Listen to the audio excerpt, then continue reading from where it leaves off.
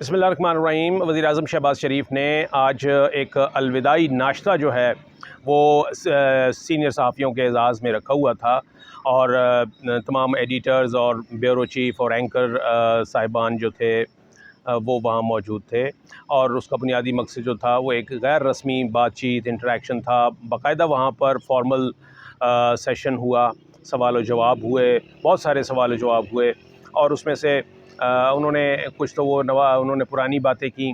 उनका ये कहना था कि जी जिन 16 महीनों में हमने यहाँ पर हुकूमत की वो सख्त तरीन हालात थे, मुश्किल तरीन हालात थे, मुश्किल फ़ैसले करने पड़े, जिसकी वजह से मुश्किल फ़ैसलों की वजह से हमें ये इकरार है कि हमने अपना वोट बैंक जो है उसको डैमेज किया है। लेकिन इसके बावजूद उनका ये कहना था कि अपने वोट बैंक की कॉस्ट पे हमने रियासत को तरजीह दी, रियासत, मुल्क और कौम को तरजीह दी है और हमने रियासत बचाई। उनका ये कहना था कि जो नज़र आ रहा था उनके टोन से, आज ये उनकी आखिरी, देखा जाए तो कहा यह जा रहा है कि ये उनकी आखिरी यहाँ पर सरगर्मी थी। इसके अलावा आज वो निगरान वज़ीर-ए-आज़म का ऐलान करके राजा परवेज़ कह रहा हूँ, राजा रियाज़ के साथ मुशावरत करके वो निगरान वज़ीर-ए-आज़म का ऐलान कर देंगे और उसके बाद वो कहा यह जा रहा है कि लाहौर रवाना हो जाएंगे या शायद उनकी मुलाकात जो राजा रियाज़ से है वो आज लाहौर में है। और तो ये हम कह सकते हैं कि उनकी ये जो आगे फिर वीकेंड शुरू हो रहा है, पीर को फिर 14 अगस्त की छुट्टी आ रही है। तो अगर ये आज ये हो जाता है मामला, तो इसका मतलब यह है कि ये उनकी इस्लामाबाद में जो 16 माह की सरगर्मी थी बहैसियत वज़ीर-ए-आज़म, तो ये उनका आज आखिरी एक्टिविटी थी जो उन्होंने सहाफ़ियों के साथ रखी, जो नाश्ता उन्होंने किया।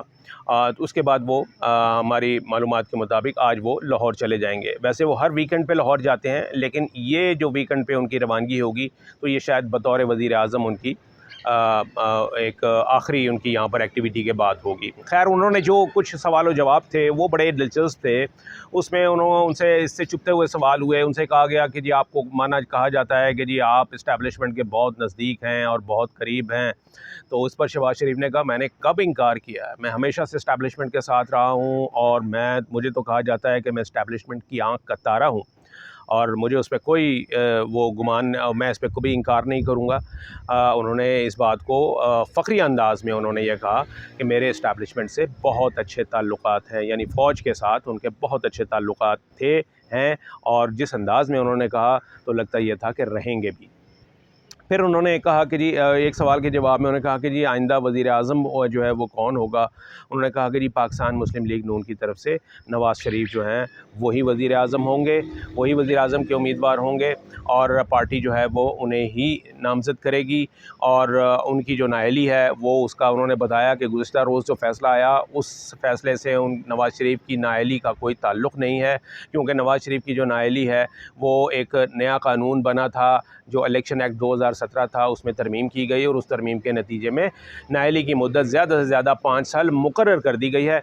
और इसके नतीजे में नवाज़ शरीफ की जो नाअहली है वो इस साल जुलाई में वो 5 साल उन्होंने पूरे कर लिए, यानी वो अपनी सज़ा पूरी कर चुके हैं। अब वो अहल हैं और वो सियासत कर सकते हैं।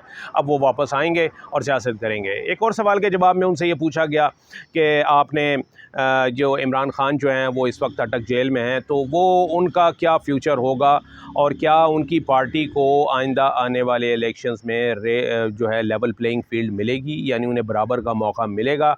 इस सवाल का जवाब उन्होंने, वो जो कहते हैं ना कि सवाल गंदम और जवाब चना, उन्होंने इसका बिल्कुल इग्नोर कर दिया ये सवाल। और जबकि इसी से मुंसलिक ही एक और सवाल था, आरफा नूर साहिबा ने ये किया था सवाल। उनका कहना था कि सबको ये फ़िक्र है, हमें ये फ़िक्र है कि एक जमहूरी प्रोसेस जो है उसके ऊपर डेंट नहीं लगना चाहिए, इलेक्शन होने चाहिए, बर वक्त होने चाहिए और जमहूरियत का जो तसलसल है ये बरकरार रहना चाहिए।